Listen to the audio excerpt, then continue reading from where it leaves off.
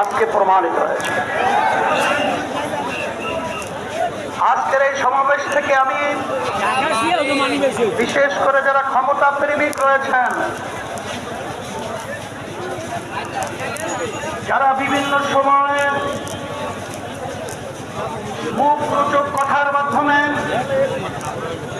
আমাদের বাংলাদেশের মানুষকে বারবার বোকা দিয়ে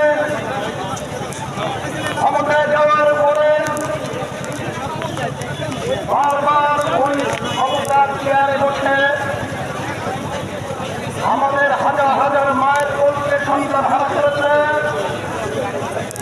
আমাদের দেশে বিদেশে বাজার